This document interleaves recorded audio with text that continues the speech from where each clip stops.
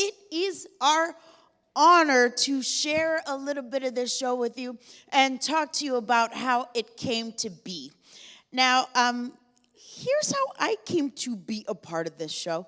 It had been going on for a bit, and Matthew Lopez and Mark and Scott and Casey were like, maybe we need a louder, more annoying person to help us. So they called me and I said, absolutely.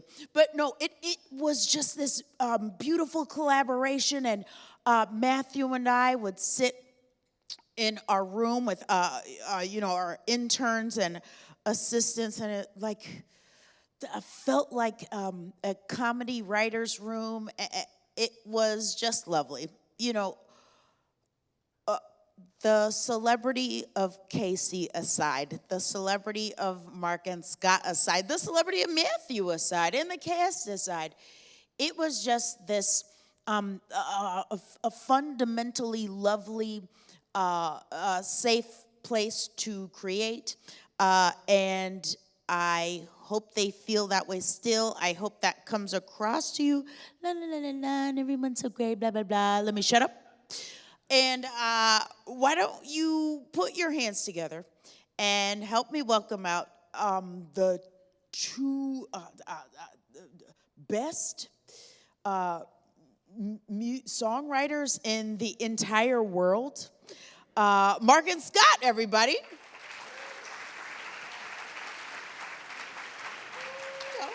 These are for you. I got these chairs for you. I can never live up to that introduction.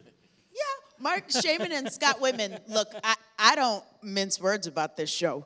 This music is the fucking best music of all time. I'm not messing around. I saw this show. I brought them out just to listen. I saw the show, and I, saw it one single time. Went about my day throughout the day, I was singing like one or two songs from the show. And then the next day, I was singing another song from the show. And then the next day, I was singing a fourth different song from the show. And that's what the song is. It's like, instead of being a thing that happens to you, it is like it was in your body the whole time, and they reached in there and woke it up in you. And I'm sorry, it's that good. Okay. I feel like a gynecologist.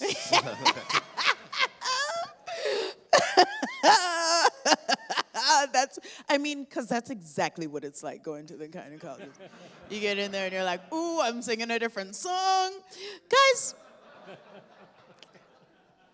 how long have you been working on this show, and how did this show come about? Well, I think we started before the original movie came out. It feels that. It's been a while. It's been, what, 6? It might be 6 years, because of course we had 2.5 years of nothing. That don't count. In the middle there. Right. We had worked on the TV show Smash with Craig Zadan and Neil Merritt. Oh, thank you for remembering. Those were the 8 people who watched. But. And so they came to us, and because on that show we were writing Marilyn Monroe kind of material, and we even wrote a song called Let's Be Bad that was in this kind of multiverse world of Smash, was from Some Like It Hot, that didn't exist, but for the show it did. And so they came to us and said, we've gotten the rights with the Shuberts to Some Like It Hot. Would you like to do it?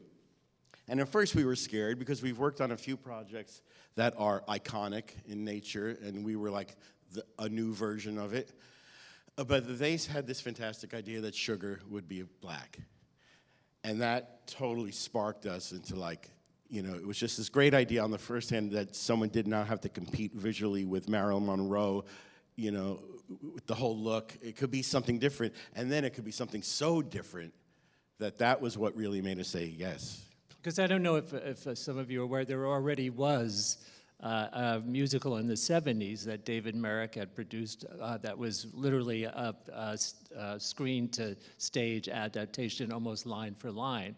And so we felt that had been done already by really very talented people, Peter Stone, Jill Stein, Bob Merrill, and the idea that this would be a different version for now, that is kind of through the politics and of the world and the way we see things now, it's much more. It has a lot of meat in it, and of course of comedy as well. So that was very intriguing. And they had Matthew Lopez, who was the playwright of The Inheritance, and he was very instrumental in helping us find our way into the story. And then Amber joined us as well. So it's been a fun experience working with them. Hard agree. Guys, how did you find the sound of the show? How did you capture the sounds of the Prohibition era in which the story takes place, but for the modern day? Well, we've moved it up. Everything about the movie we've changed a bit. And one of those things was, instead of the roaring 20s, we made it the early 30s towards the end of Prohibition, which is a different sound as jazz and swing music was progressing. So, and then the fact that this new idea of that sugar would be black made us think of Ella Fitzgerald or Billie Holiday or Lena Horne. I mean, the idea of a girl singer with a band on the road just makes you think of Billie Holiday, Cotton Club. and Ella Fitzgerald. So that is where we started, that kind of style. It was really like, there are a few songs where I thought, like, well, what would Ella's groove be like on Some Like It Hot, the song Some Like It Hot? It would be like, what would she do? And that was just our inspiration. And we live for that era. We love it so much. So we were lucky with Hairspray that we also love the 60s, which is when we grew up. But the fantastic, sophisticated, hot, joyous music of the 30s and 40s, that is where we really, live or wish we lived. Yeah, you can tell. You can tell by listening to the show. And you guys are going to get to listen to the show. You're going to fucking freak out. She keeps cursing. I'm sorry. This is a hallowed institution. Yes, we're in the Guggenheim. I'm sorry. You're going to freaking flip out. Now, Marc and Scott, you guys have a long history of working together. But you also have brought on Darryl Archibald. How did you find him? We were searching for musical directors. Our music supervisor, Mary Mitchell Campbell, was just bringing forth different musical directors. And in came Darryl, and he plays piano fantastic. And he loves this style of music as well. And as a matter of fact, when you said you had worked with him on The Wiz. Yeah. So you were part of that process of, he's the one. Oh, yeah. And he has been phenomenal. He's so calming. Oh my God, I wish I could literally take him every night with a glass of water. I might actually sleep through the night. The chillest dude. Hey, everyone, we're going to bring him out. Don't tell him anything we said. Ladies and gentlemen, welcome Darryl Archibald.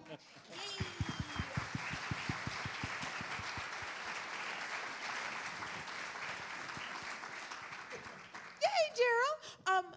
Hi, it's nice to see you. I love you very badly. Oh, thank you. Darryl, how has your relationship been with Marc and Scott? And don't lie. Yeah. No, first of all, when Mary Mitchell called to talk to me and say, I have this project I think you might be right for, she sent me some of the demos, and I was hooked because the music, as I've said a zillion times, not hyperbole, is just not using your, but fantastic. Effing just, it really is. I was like, if I can be a part of this, I will turn pages, do whatever, but the music is really, really wonderful. But what I love is that the lyrics and the music are so much a part of telling the story that I get to talk to both Scott and Marc about how to shape the songs with the singers, which is a wonderful thing. Because sometimes musical direction is simply teaching notes and sitting at the piano and just making sure that everybody is singing the correct pitch. But in this show with this music, you actually get to shape it and help tell the story of the musical and, do these wonderful arcs in the song. And that's an exciting thing. You're not just, plunking out notes. You're actually making music and, telling stories, which I love. So I walk into the room when Darryl's been working with Adriana, who plays Sugar. I feel like I'm walking into a therapy session in all good ways, because they just so get into every sentence and every word and how it relates to the music.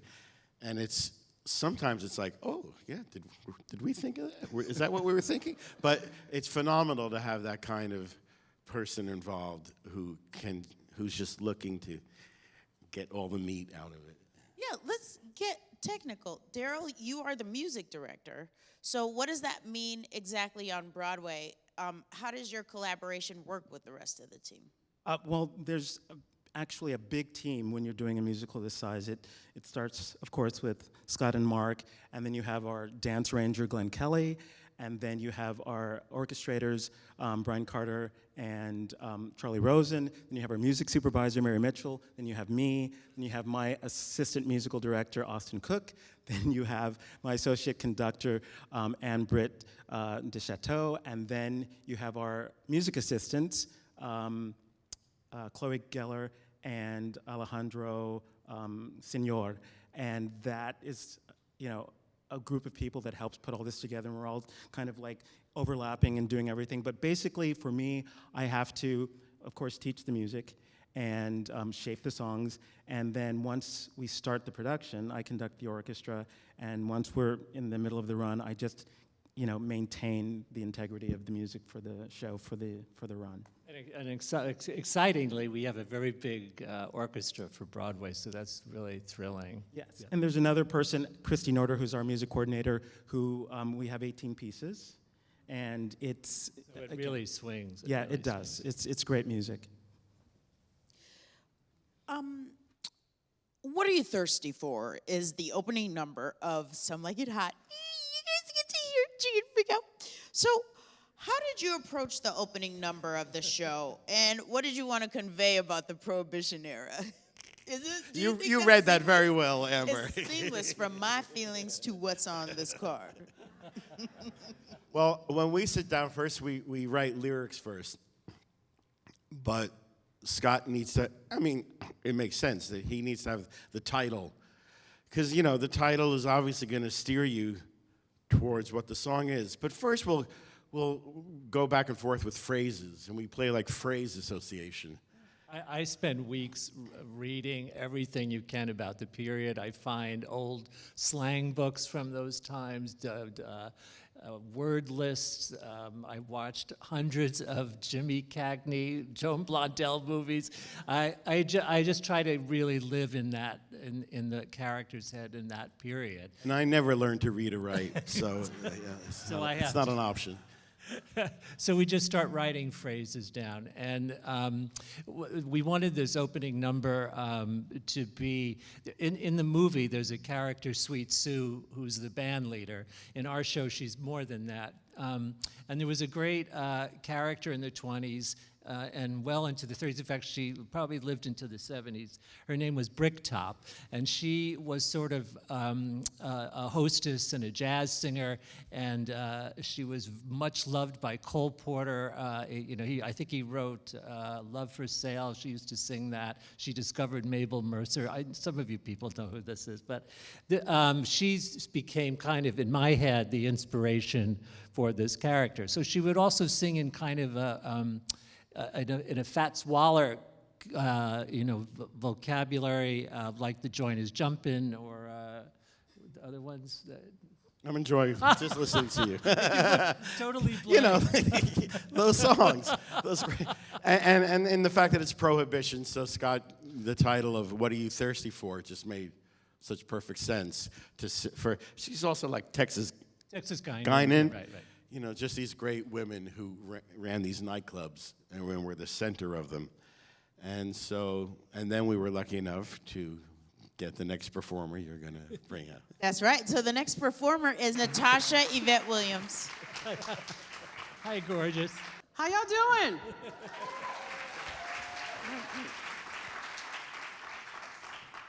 Now, in this number in the show, the band is wailing, and there's 3,000 people dancing around Natasha. But it takes place in a speakeasy.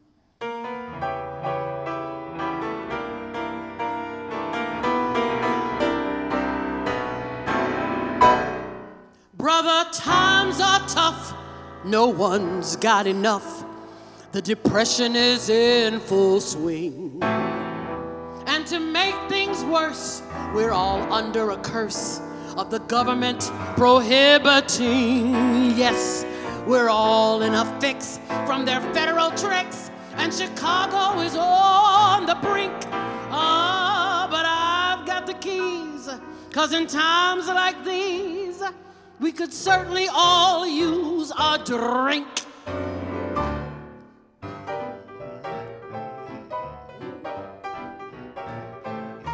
Are you looking for a friendly door to knock and come on in? Once you step inside, I will be your guide, and the good times can begin. If you need good hospitality, well then brother, check your troubles and come sit by me. Let me figure out your recipe. Hey, what are you thirsty for? Are you aching for a whole lot more, or about to call it quits? Let me introduce all the kinds of juice prohibition prohibits. 'Cause when you're drowning in a sea of debt, that's the time you're gonna wanna get your whistle wet. Is there something special I can get? Hey, what are you thirsty for? I can see real good times round the bend. I can feel them coming by and by. But until that blessed day, my friend, this is no time to be dry. Do you have a yen every now and then to let loose and ring the bell? Well, then read my lips and watch my hips, and let's merrily go to hell. 'Cause when the hard times put you to the test, and the depression has you feeling so damn depressed, lay your weary head upon my chest. Hey, what are you thirsty for?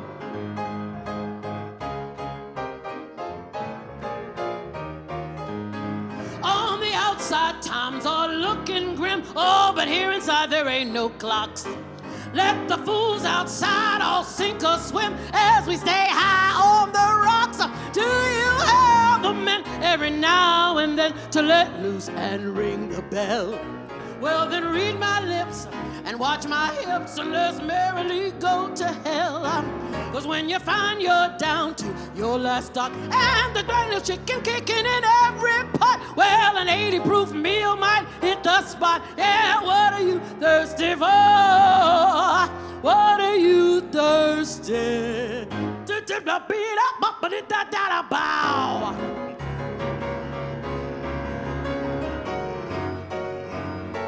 See, these are the dancers.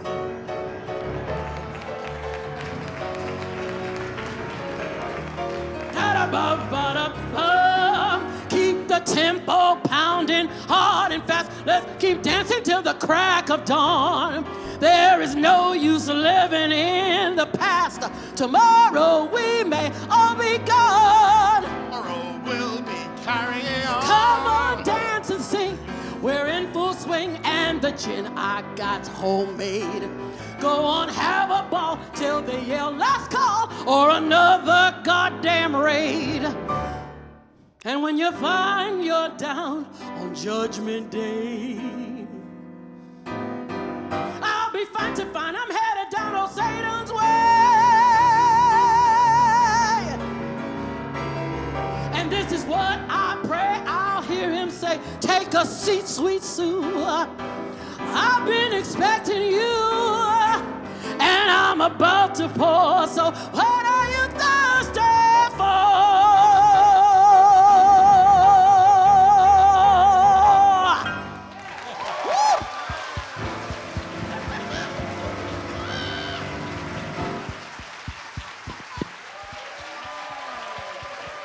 What is that name? Yeah, darn right, Woo. Natasha Yvette Williams, everybody. Natasha Yvette Williams. Oh my God, how lucky were we to find her? It's just unbelievable. Very lucky. Yes.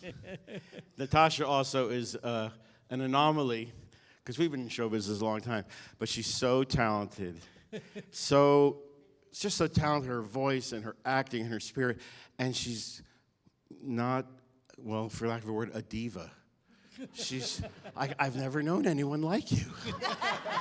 Because I know all the others. And I'm so appreciative of that so much. Thank you so much. She truly is. That's true. That she just has a kindness and just I'm going to go ahead and call her stark raving normal.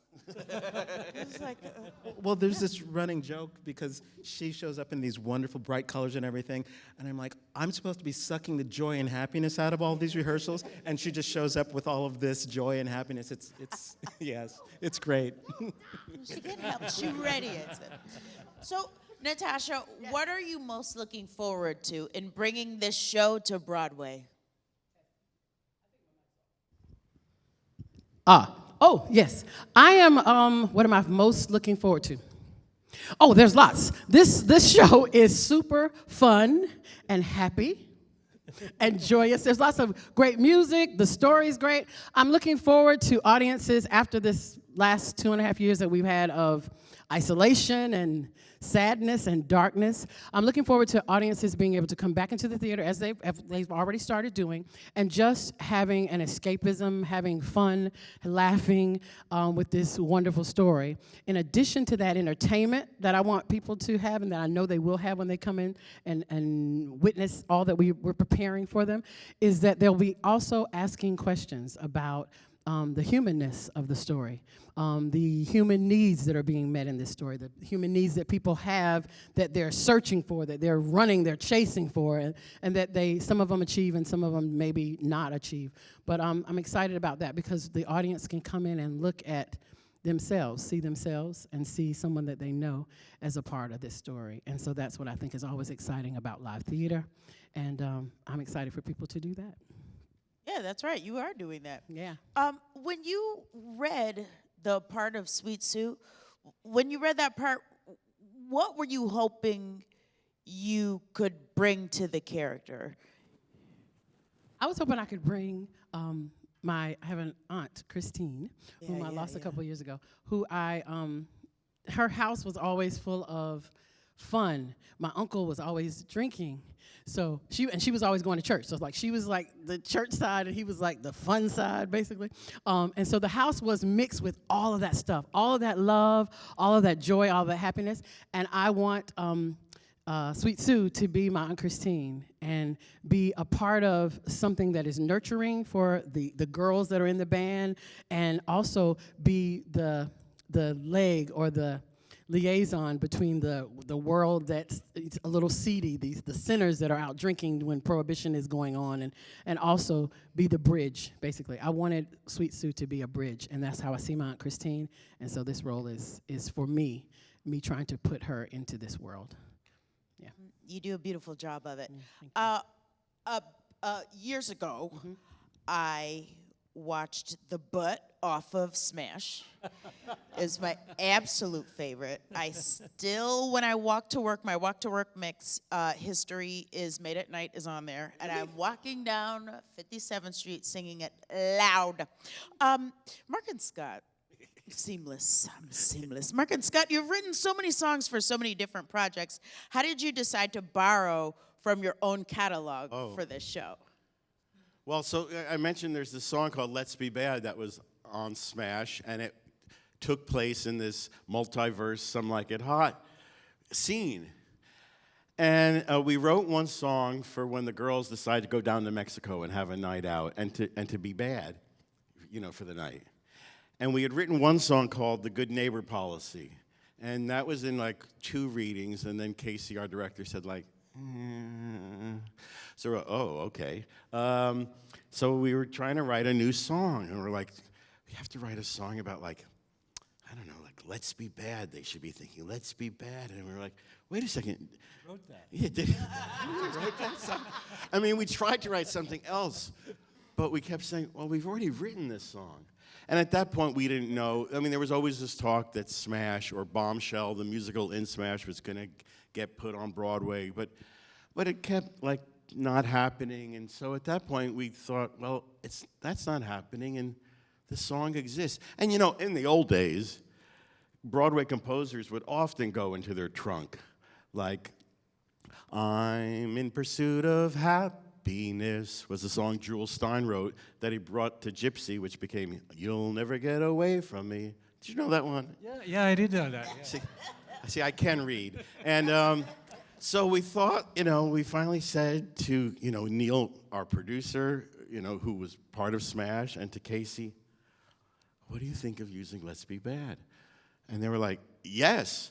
And then we thought, if Smash somehow gets on Broadway, it'll just be the most amazing conversation piece that one song. But they have different lyrics.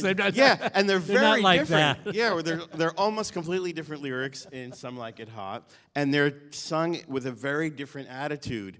In Some Like It Hot, it's a joyous moment, and in Smash, she has a nervous breakdown and pretty much almost passes away at the end of the song. So it's very, very different. And we did do a reading of Smash a few months ago. It went pretty good. And so there it was again. And so we just hope, you know, some people will be like, I can't believe they didn't write. They were so lazy they couldn't write. But it's just interesting. So not lazy. There must be 500 songs that aren't in the show. Yeah. So We should never have said this, because when I first saw the show and they started singing Let's Be Bad, I screamed. I couldn't believe it. It was a freaking thrill. I love that song. I'll never hear it enough. Please put it in the next show you write. When we did that, you know, we did the workshop a few months ago, though you're not supposed to call it workshop. It was a invited rehearsals. Open rehearsal. And when that song came on, you know, they invited like real people, civilians, to come and be our audience. And I just happened to be sitting next to two people who I could just tell were the right age, who were like people who would have loved Smash. But I didn't know this at all. But when that song started, they started like, and I looked over and they looked at me, and it was just a wonderful, wonderful moment. So They had masks on, but we still feel it. You assume there were smiles underneath. Yeah, that makes sense. You guys wrote 1 million songs for this show. I mean, by the time I came on, songs had come and gone. And this I'm just asking for me.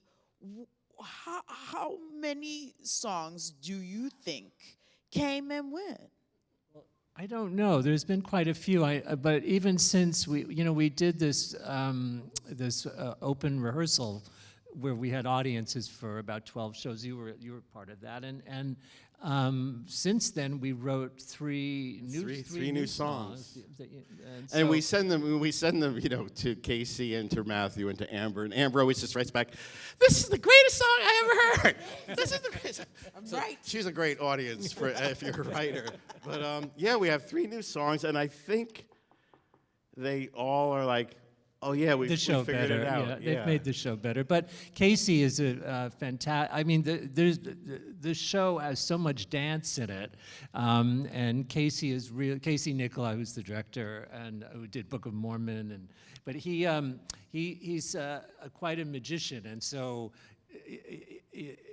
If he says, look, I think that the show needs this at this moment, we go home and write it. So that's what we do. So. Yeah, I don't understand how that is possible, but bless you. I mean, you really do it's exactly what you say. He says, this is what this moment needs, and you just create a moment. Well, it's great when you have a director who can say something to you that inspires you, because usually we'll sit in the room and just stare at the walls or stare at each other, just petrified. We sing like paralyzed with fear, because you don't know what. There's nothing more frightening than that white paper. So, but if a director sends you home with like an assignment, and you know what it is what the song was and what it wasn't delivering and what it needs to do now, like that's and he can say it in a way that inspires you, and then it's fantastic to go do that.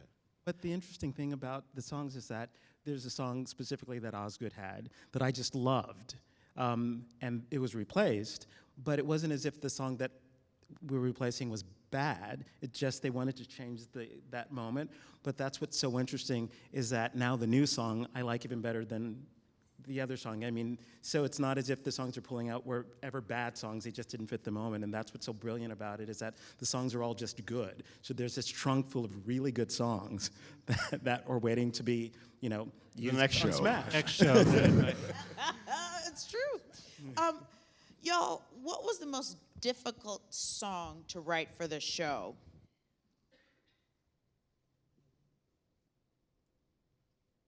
I don't know if difficult, but the one that was the most fulfilling and interesting was, we had this idea that Sugar talks to Josephine about how when she was a girl, and movies at that point had just started, and she's from a small southern town, and the movies came to town finally, a big movie palace, and she would look up on the screen and see a life that was nothing like her own life, and she wanted to be part of this fantasy. But by the end of the song, she also says, I want to go to Hollywood, and I want to be a star, because I want a little girl to look up and see what I didn't see, which was myself, someone like me up there. So to write that song was a very tender moment for us, and to, because let's be honest, we're two white guys, and in this day and age where it's like, well, you can't write what who you, if you aren't, and your experience has to be, it's just chance. You were like, are we okay? But that song for me is my favorite moment in the show, and Adriana sings it and performs it and acts it so well. Makes me cry every time. I have seen this woman sing this song 40 million times, and every time I go, oh, my gosh. It's a good song. It truly is. And yes, I've said that about everything you've ever written, but it's true. What was the easiest song to write? Oh, I loved writing some, we wrote a song called Some Like It Hot, obviously, and it ends the first act. And that was so much fun, because once we got the idea, there were like 4,000 verses to it. There were too many. So we had to keep cutting them, but that was great fun to write. And that's what's so brilliant about that title.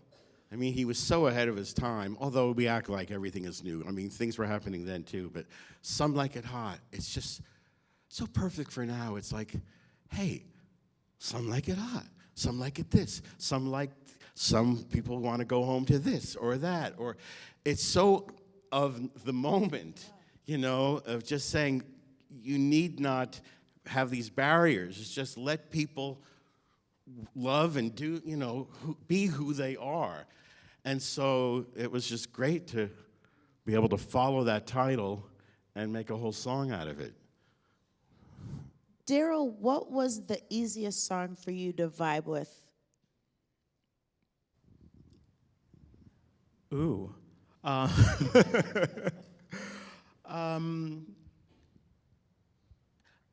There's a song in Act 2, I don't know if the easiest to vibe with, but I just loved the lyrics, the music, the drama of the song, and I won't give anything away, but it's what I call the 2 a.m. number. Not that the show is that long, I promise. No, but because usually there's that 11 o'clock number, everybody's like, oh my gosh. Well, this one, as I've joked about before, has a 10 o'clock, an 11 o'clock, and then a 2 a.m. number for the character Sugar. And I don't, do you say the title or, right? Yeah? Sure. Yeah. It's such a wonderful song, and it's called Ride Out the Storm. And it comes at this wonderful moment in the show, and it's the kind of music that I just adore, because it's, the Lena, the Judy, the Ella, the Barbara, it's that epic of a song. And I've been joking that every audition is... I said the same thing. Every audition book is going to have this, and every director is going to hate you, because this is the song that everybody will be singing, that they will be dissecting, that everybody will be covering. Trust me. Yeah, it's that kind of song. That song is out. It's on No, Instagram. no, Oh, no, no, he's talking about this is the second act song. This is the big last. See, that was the 10 o'clock number. Yeah, this is the 2 a.m. number, and trust, it's that epic, and I just love it. And when I get so excited about that number. So yes, Ride Out the Storm is My the God, number there that I is just 10, adore. 12, and 2. Yes. Yes. You all must be thinking, boy, they all think they're all so fabulous. Oh, they're all in love with these. But we're a happy group. That's true. Hey, was there a particular character that you felt inspired to write for? Without wanting to give away stuff, because we want the audience to discover. But we do take Some Like It Hot and what happens to the characters, and as Natasha was saying, we add more of the human element. I mean, the movie is just, Mount Olympus of comedies. And we've just figured out what would happen if we looked a little deeper. So, for instance, the Jack Lemmon character, who becomes Daphne, as trying to, escape the gangsters. So in the movie, Jack Lemmon really loves being Daphne. And Jack Lemmon is proposed to by a man and kind of just is overjoyed about it. And it's all played for comedy. But we were like, well, this is a musical, and this is 2022 now. So we have gone, as you know, I'm telling you like you don't know. But so we've looked at it like, well, what are those emotions and feelings without being comedy killers? The show is still funny, but we're looking to, look deeper. And I think that might be another That's one. what being human, though, is. We have to sometimes just laugh at ourselves, in the situations that we get into. But I think in all of the characters, they found the humanness of them, which allows the audience then to say, what part am I playing? Not necessarily on the stage, but in my life. Am I one of those that are opening doors and making space for people? Or am I one of those that are shutting those doors? And I think that whether you ask yourself that or not when you come, you're going to have a great time. But I like the fact that we can be entertaining people and also asking them to look deeper. So that's a great thing, I think, it's about. That is a good point. I feel like as you listen to the show, usually you go see a show and then you're like, I'm this lady. La la la la la, and then she's singing a song and you're singing it in your head and you're like, oh my gosh, I'm this lady. In this show, you're everybody. You're watching this show and you're like, I'm Jerry. You're like, I'm Joe. I'm Sue. You're each person is such a complete human being that when they express themselves, you're like, yeah, that's me. I feel that way. But it's just because the cast is so outstanding and they're so human, you're like, yeah, I'm also this person. Guys, you gotta see it. So what do you hope audience... Makes your outfits. I've been wanting to ask you for years. They're so fantastic. Thank you. There is a team of people who know I'm a bum at Late Night with Seth Meyers, and they've been the people who are in charge of dressing me for 9 years now. So then when they say, wear this, I say, okay, that's it. That's all there is to it. Whatever. What a fabulous gig. I mean, to just walk in every day and like, here, wear this. It's exactly like that. There's a little that little cart thing that's got a bunch of suits hanging on it, and they go, which suit? And I go, I love each suit. They're outstanding. I mean, after 8 years, they know what you like. Everyone, go out, get a comedy gig, make adults dress you. You're gonna love it. I guarantee it. Some Like It Hot. It's when you said, yes, I would like to do Some Like It Hot, did you imagine that the show would be what it is, what it has become right now? You know what I mean? I think we knew it had to be, or else we'd be run out of town, you know? And we also know that we know from like Hairspray, luckily we had a wonderful experience, that you can't just make a carbon copy of the movie on stage. No, and as I said, it had already been done. Sugar had in been this done. case, yeah. So we had that opportunity to know we want people who love the movie like we do to enjoy it, but we also want them to go, oh.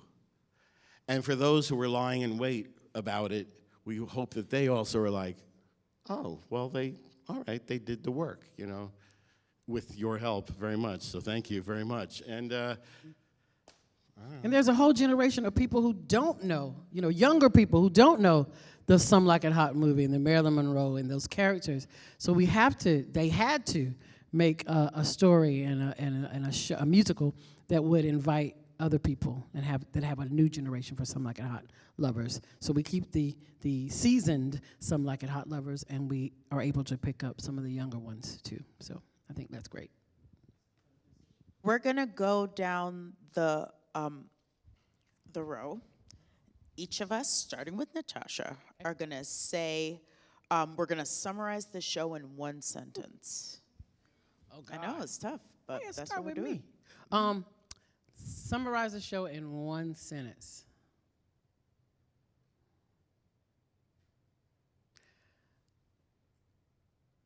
Some Like It Hot is the story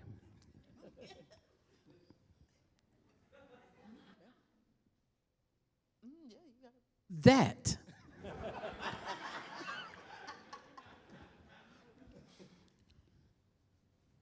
reveals and unfolds slices of life that are in your house, in your community, in your world, and you can take whichever piece that delights your current diet.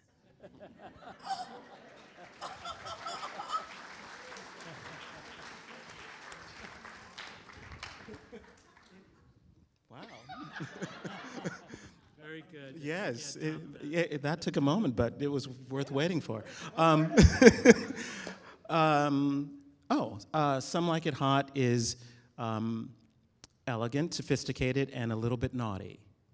Yeah, a lot of naughty, actually. Okay. I'll just quote one of the lyrics, right? One of the lyrics in Some Like It Hot, they sing, "We all dance to a different beat, and that's what makes the world go round." And speaking of that song, shall we? Let's. Yeah. You didn't give your sentence. Well, I'll let our lyrics. Good music. Oh, okay. All right. Oh, you take that. This Oh, is the, absolutely. We are going to hear the song, the title song, Some Like It Hot. Do you want to say anything about the song before it begins? Well, it's another one of like, there's 3,000 people on stage usually, dancing up a storm. Yeah, it's And oh my God, I at the end of a rehearsal the other day before they went to lunch, I just had to say to everyone, like, I cannot believe what the ensemble, that they can sing so phenomenal, and they sing these weird 4-part harmonies I'm giving them, and yet the dancing, it's so exacting and so strenuous, and I can barely get up and go to the bathroom from my bed in the morning. That's the extent of my exercise. there's so much tapping that by lunch I have to take 2 Excedrin. That's how good it is. So there's a lot going on, but now it's going to be me and Natasha. Right. Doing a cut-down version of it, and I'm actually going to sing Sugar's verse, which is not in my key. I'm going to lower it an octave, so I'll do the best I can, and you'll have to come to the show to see all the dancing and all of what goes on. Yes. And I'm going to sing some other people's verses other than mine, and I hope I sing them. And I also have to imagine all the dancers around me so that I can remember my words. So be kind.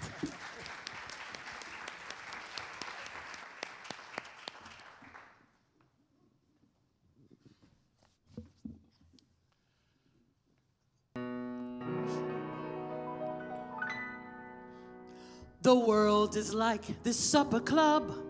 The Lord upstairs, the maitre d', he throws the menu down, lets you peruse, then ask you, what'll it be?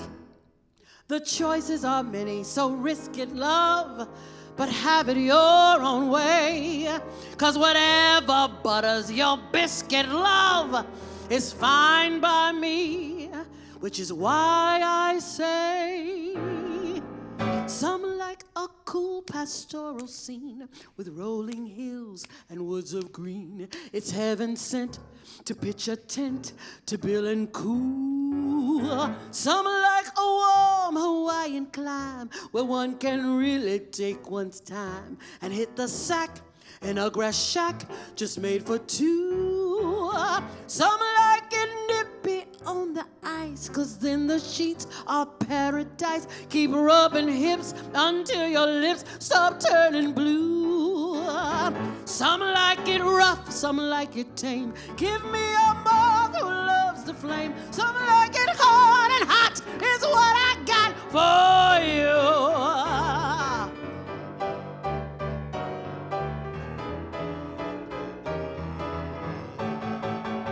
Now on a sultry summer day, some consummate with consomme. Yes, as a rule, it keeps things cool as mountain air. And though the postman might ring twice, some like the man who brings the ice. He cometh with his block to stock my Frigidaire, to warm the cockles of their heart. Some like a fresh young apple tart, but in a storm, just being warm will never do. But if you've a yen for egg foo young, mine's guaranteed to burn your tongue. Some like it hot, and hot is what I got for you. If everybody was the same, well, life would be a bore. If Manny goes with Sammy, hell, that's what he's yearning for. Let different rhythms move your seat, for I have often found we all dance to a different beat, and that's what makes the world go round.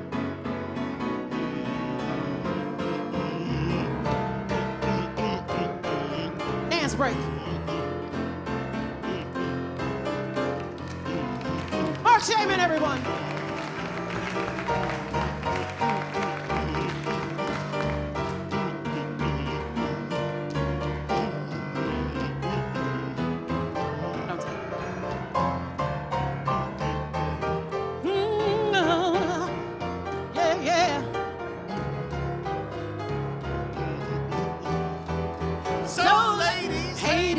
The spot to be where angels sure are not. Some like it hard, and hot is what I got for you. Some like it hard, and hot is what I got for you.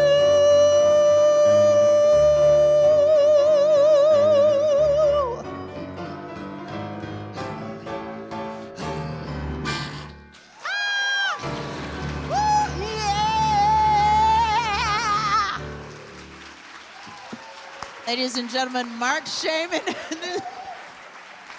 Natasha Yvette Williams, Darryl Archibald, and Scott Wittman, everybody.